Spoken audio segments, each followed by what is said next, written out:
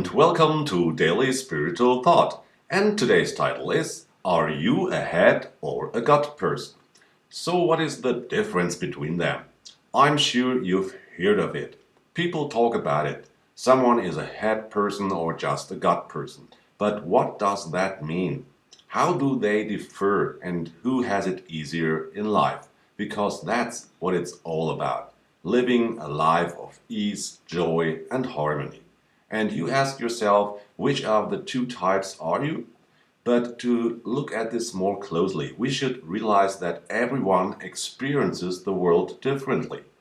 You already notice it in your circle of friends when you're together and experience the same situation.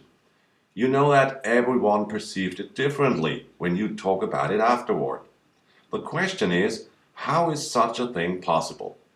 The answer is simple. It's a matter of attitude. What we have conditioned ourselves to. You hit right. You prepared yourself, and everyone around you also drilled themselves. And the conditioning was a choice. You can think of it as if you set your radio to pop music. For example, you wouldn't be surprised if all the information from country radio passed you by. You can perceive it because your filter is set on pop music, and we put the filter, consciously or unconsciously. And that's why there are two kinds of people, depending on what filters they have developed. That's their worldview. Some people believe only what they can see, and to argue, you must consider it's hard for these people to accept. Only when someone is willing to question their filter is the conversation possible again. And some say that for me to see something on the outside, I must first believe in it. Where could you classify yourself as a head or gut person? And which of the two is right about how they view the world? Both are right, because it's always a self-fulfilling prophecy. You know the phrase, according to your faith, be it unto you. Matthew 9, verse 29. Our experience on the outside is always a confirmation.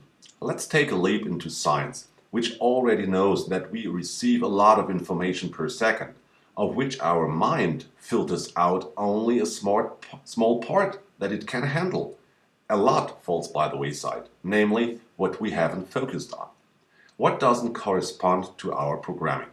Those who believe that only what they see is real should realize that they are permanently only in reaction in their lives and never goes into action, cutting himself off from his creatorship, so to say.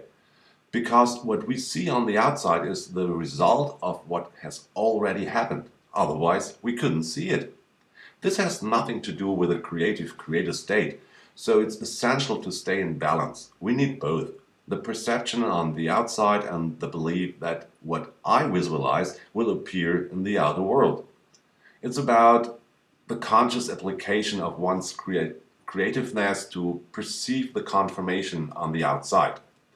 Now it's important to be mindful and to check if what I perceive on the outside is what I want to experience. What do I still need to change or develop in myself? If you only acknowledge what you see, you will miss many of life's gifts. The trick is to joyfully visualize your future and bring it into being, believing that it has already happened.